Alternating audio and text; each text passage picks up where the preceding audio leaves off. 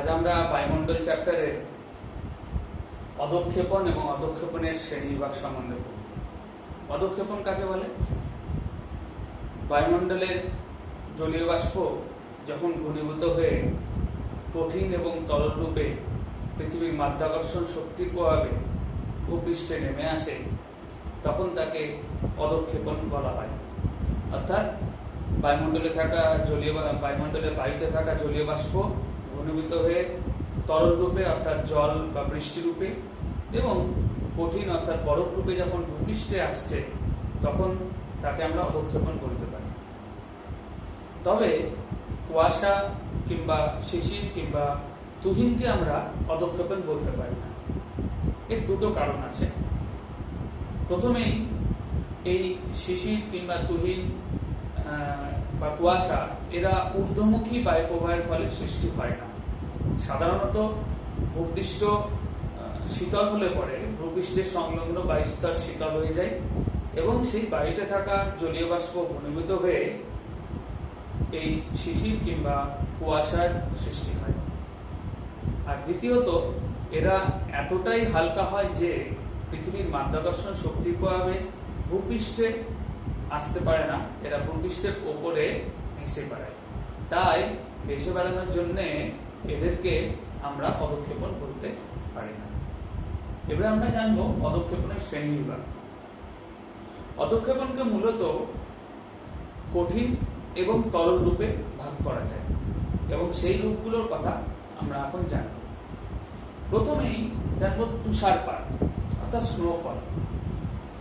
বায়ুমণ্ডলের বায়ুর জলীয় বাষ্প ঘনীভূত হয়ে যখন ময়দার মতো গুড়ি গুড়ি তুষার পৃথিবীতে নেমে আসে, তখন তাকে আমরা বলি তুষারপাত। এটি কিভাবে সৃষ্টি হয় না, শীতল অঞ্চলে যখন বায়ুর উষ্ণতা খুব কমে যায়, তখন বায়ুতে থাকা জলীয় বাষ্পগুলো ঘনীভূত হয়ে যায় এবং ষড়ভুজাকার আকৃতির তুষার কণার সৃষ্টি করে এবং সেগুলো ময়দার গুঁড়োর মতো পৃথিবীতে নেমে আসে। সেই ময়দার গুঁড়োর মতো তুষার কণাকে আমরা তুষারপাত বা স্নোফল বলি। সাধারণত শীতল অঞ্চলে বা শীতল পার্বত্য অঞ্চলে এই তুষারপাত দেখতে পাওয়া যায়। দ্বিতীয়ত, স্লিট। নকুলদানার আকৃতি বরফের কণা যখন পৃথিবীতে নেমে আসে, তখন তাকে আমরা বলি স্লিট। এই স্লিট কিভাবে সৃষ্টি হয়? বায়ুমণ্ডলে যদি উষ্ণ মেঘের ওপরে শীতল মেঘ অবস্থান করে, তাহলে ওই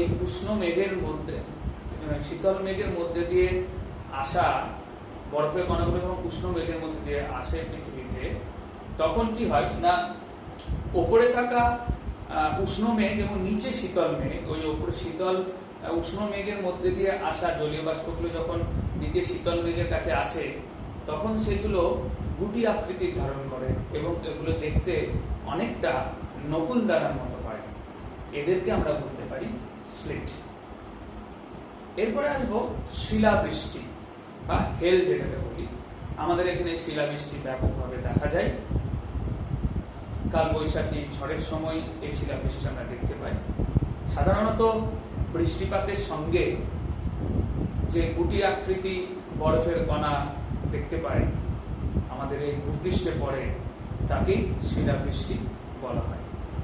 এই শিলাবৃষ্টি কিভাবে সৃষ্টি হয় না, ভূপৃষ্ঠে প্রবল বেগে ঝড় দিলে ঊর্ধ্বমুখী বায়ু প্রবাহের ফলে বায়ু অনেকটা ওপর দিকে চলে যায় এবং ওপরে গেলে পরে বায়ুটি ঠান্ডা হয়ে যায় এবং ঠান্ডা হওয়ার ফলে বায়ুর মধ্যে থাকা জলীয় বাষ্পগুলো ঘনীভূত হয়ে যায় এবং ঘনীভূত হয়ে বড় বড় বরফ কণায় পরিণত হয়।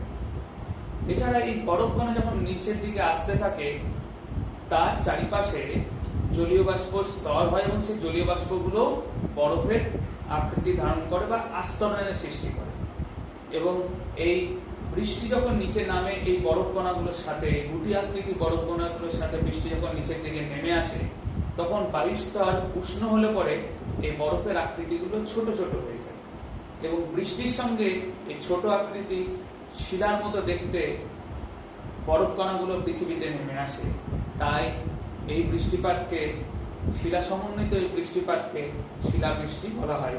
আমাদের পশ্চিমবঙ্গে কালবৈশাখী ঝড়ের সঙ্গে শিলাবৃষ্টি দেখতে পাই। সাধারণত কিউমুলোনিম্বাস বৃষ্টিপাতের সঙ্গে, এই মেঘের সঙ্গে এই বৃষ্টিপাত হতে দেখতে পাওয়া যায়। এরপরে আসবো গুড়ি গুড়ি বৃষ্টি। গুড়ি গুড়ি বৃষ্টি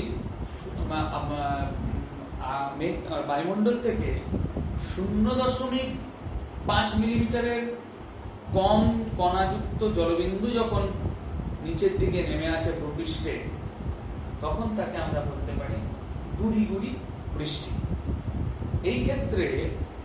এক্ষেত্রে এই জলকণাগুলো একসঙ্গে অনেকটা পরিমাণ নিচের দিকে নেমে আসে।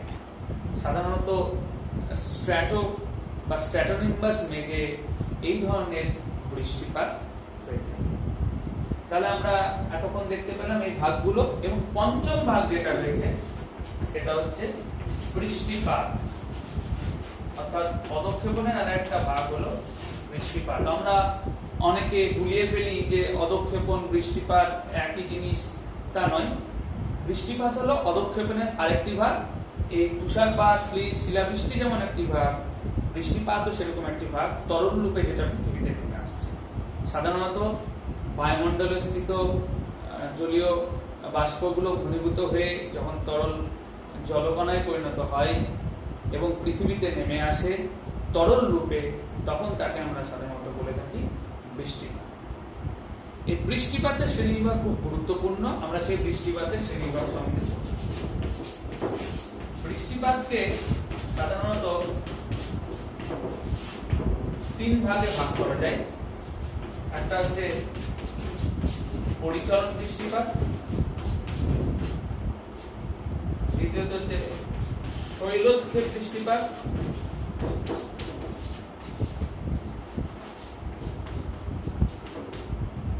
আর একটা হচ্ছে ঘূর্ণ বৃষ্টিপাত।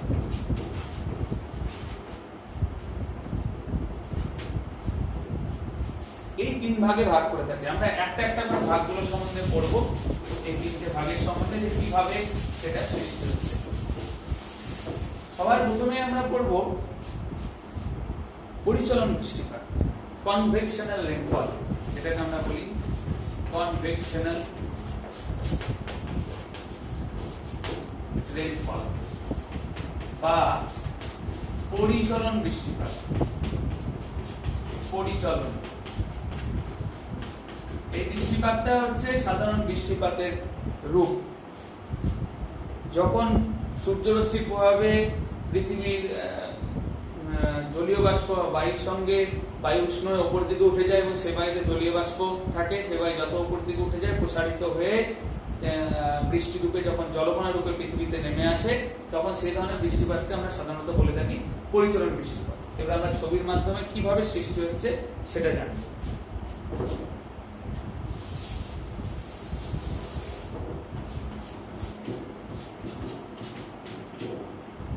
এটা আমরা ধরলাম এটাতে স্থলভাগ রয়েছে,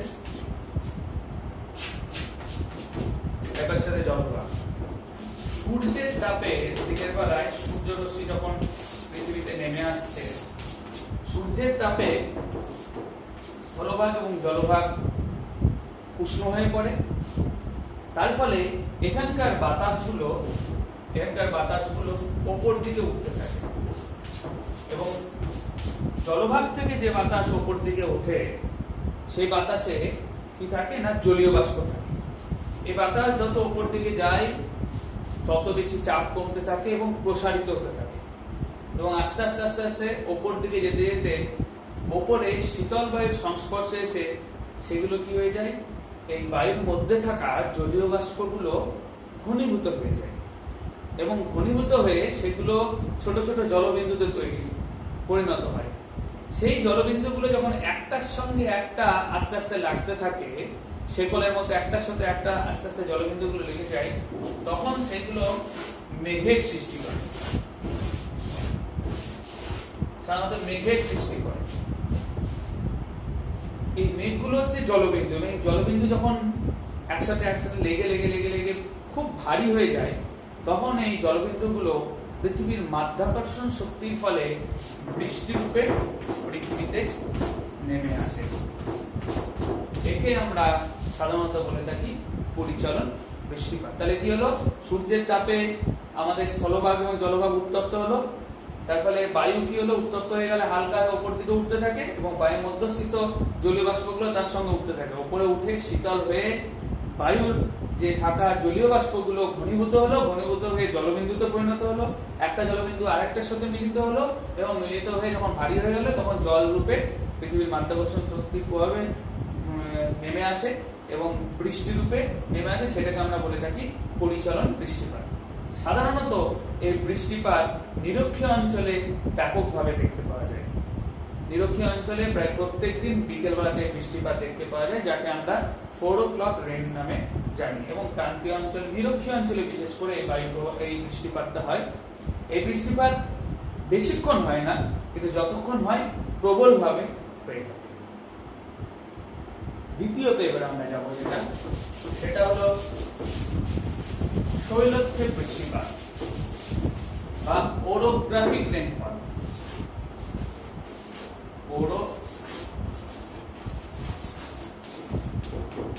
ওরোগ্রাফিক রেনফল বা শৈলক্ষেপ।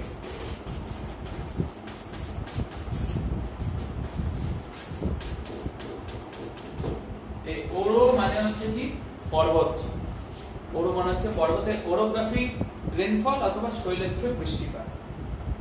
সাধারণত জলভাগ থেকে আসা বায়ু জলীয় বাষ্প সংগ্রহ করে যখন স্থলভাগের উপর দিয়ে যায়, তখন সে বায়ুর আড়াআড়ি কোনো উচ্চ পর্বত বা পাহাড় বা মালভূমি অবস্থান করলে সেই ঢাল বেয়ে, সে পর্বত বা পাহাড় বা মালভূমি ঢাল বেয়ে উপর দিকে উঠে যায় এবং উপরে উঠে গিয়ে শীতল হয়ে সেই জলীয় বাষ্পগুলো মেঘের সৃষ্টি করে এবং প্রচুর পরিমাণে বৃষ্টিপাত ঘটায়। এই ধরনের বৃষ্টিপাতকে শৈলক্ষেপ বৃষ্টিপাত বলে। কিভাবে সৃষ্টি হচ্ছে সেটা আমরা এখন জানব।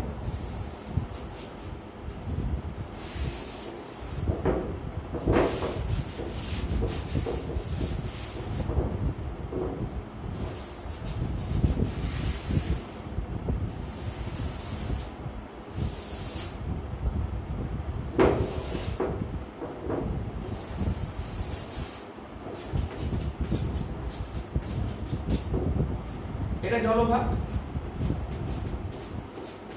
এটা একটা সমুদ্র হয়তো এবং তার পাশে অবস্থিত একটি পর্বত বা পাহাড় যাই মনে করবে। এখান থেকে একটি বায়ু যখন সামনের দিকে এগিয়ে চলে, তখন সেই বায়ুতে থাকা, সে বায়ুটি যেহেতু সমুদ্র বা জলভাগের উপর দিয়ে আসছে, তাই বায়ুর মধ্যে জলীয় বাষ্প থাকে।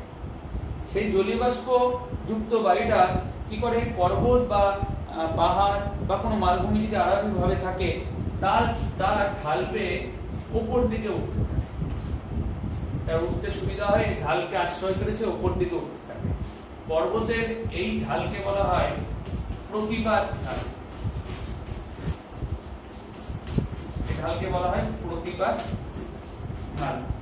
এই ঢাল বেয়ে যখন উপর দিকে উঠতে থাকে, যত উপর দিকে যায় তত উপরে গেলে পরে ঠান্ডা হয় এবং বায়ু প্রসারিত হতে থাকে, চাপ কম হয়, প্রসারিত হতে থাকে।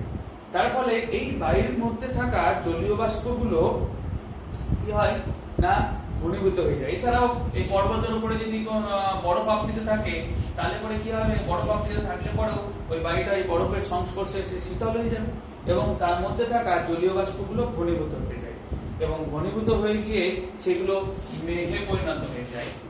মেঘে পরিণত হওয়ার পর এই বায়ুর থেকে যে বৃষ্টিপাত হয়, সেটা এই প্রতিপাত ঢালে বৃষ্টিপাত ঘটিয়ে থাকে এবং প্রচুর পরিমাণে এই বায়ুর প্রভাবে বৃষ্টিপাত হয়। এই ধরনের বৃষ্টিপাতকে, যাতে কোনো পর্বত, পাহাড় বা মালভূমি সাহায্য করছে, সে ধরনের বৃষ্টিপাতকে বলা হয় শৈলক্ষেপ বৃষ্টিপাত বা ওরোগ্রাফিক রেনফল। সাধারণত আমরা দেখতে পাই ভারতবর্ষের দক্ষিণ পশ্চিম মৌসুমী বায়ু পশ্চিমঘাট পর্বত বা হিমালয় পর্বতের বাধা পেয়ে পড়ে প্রচুর বৃষ্টিপাত ঘটায়। এই বায়ু প্রবাহই যখন আবার ঠিক এই ঢালটাতে চলে আসবো, অর্থাৎ প্রতিবাদ ঢালের উল্টো দিকে যে ঢালটার নাম হচ্ছে অনুবাদ ঢাল। এটা খুব ভালো করে মনে রাখতে হবে যে ঢালটার নাম কি। সাধারণত আমরা ভুল করে ফেলি অনুবাদ আর প্রতিবাদ ঢালের ক্ষেত্রে, যে দিকটা যে পাশটা দিয়ে উঠলো সেই পাশটা না হচ্ছে প্রতিবাদ, যে পাশটা দিয়ে নামছে বাড়িটা তাকে বলা হয় অনুবাদ ঢাল। এই অনুবাদ ঢালে যখন বাড়িটা আসছে তখন এই বাড়িটা কিন্তু জলীয় বাষ্প নেই বললেই চলে, বা থাকলেও খুব কম পরিমাণ থাকে।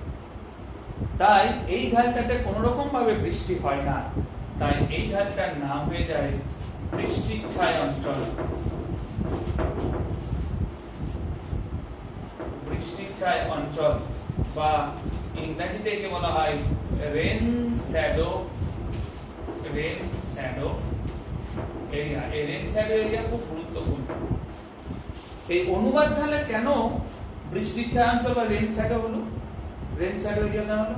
তার কারণ প্রতিবাদ ঢালে এই জলীয় বাষ্পযুক্ত বায়ুটা প্রচুর পরিমাণে বৃষ্টি ঘটানোর পর যখন এই ঢালে আসে তখন তার মধ্যে জলীয় বাষ্প থাকে না, ফলে বৃষ্টিপাত হওয়ার সম্ভাবনা থাকে না।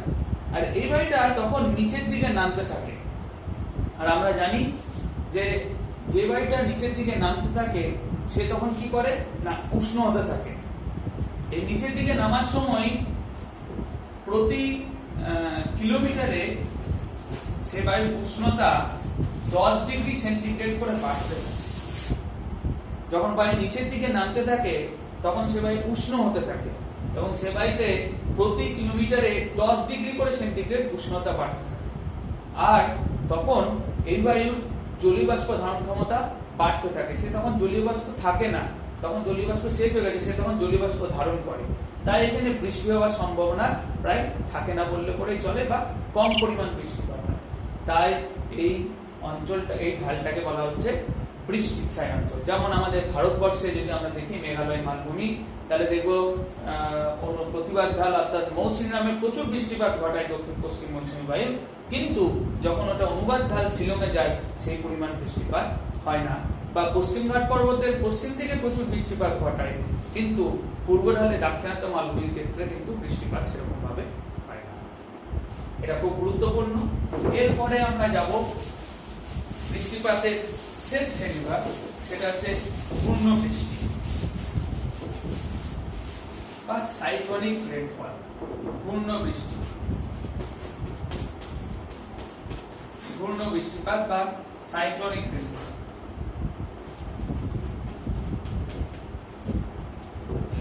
বা সাইক্লোনিক রেনফল, এটা দুটো ভাগ আছে। একটা হচ্ছে ক্রান্তীয় অঞ্চলে, আর একটা হচ্ছে নাতিশীতোষ্ণ অঞ্চলে।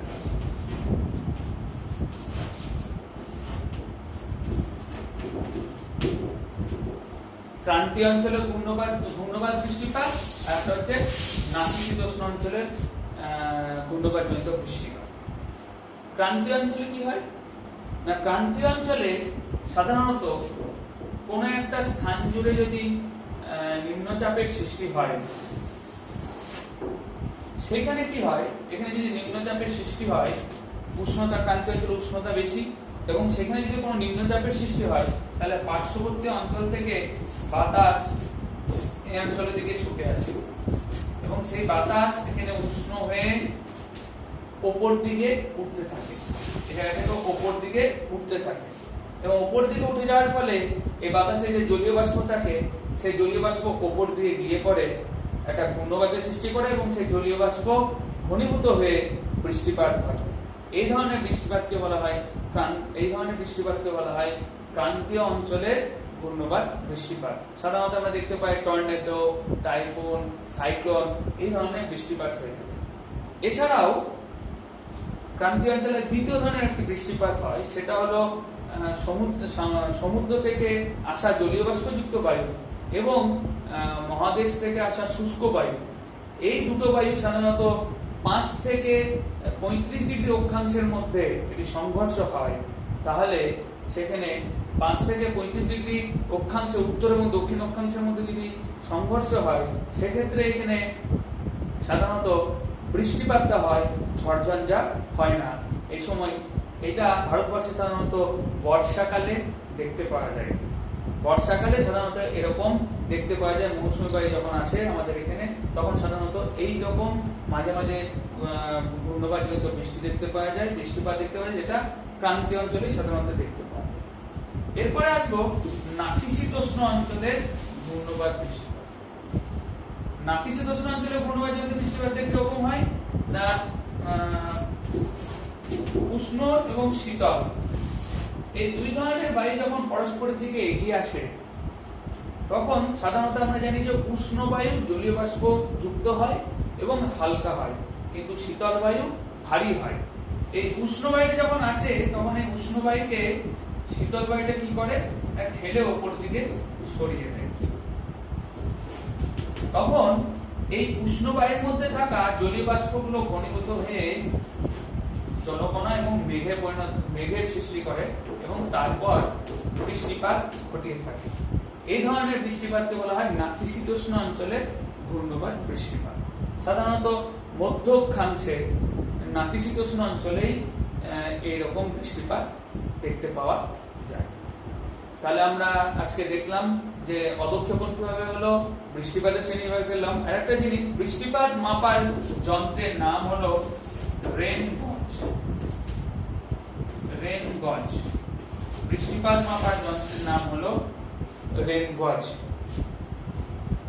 আর পৃথিবীতে যে সকল অঞ্চলগুলোতে একটা নির্দিষ্ট সময়ে একটা নির্দিষ্ট পরিমাণ বৃষ্টিপাত হয়, সেই সকল স্থানগুলোকে যদি একটা রেখার দ্বারা যুক্ত করা হয় তাহলে সেই রেখাটাকে বলা হয় সমবর্ষণ রেখা বা আইসোহাইট বলা হয়।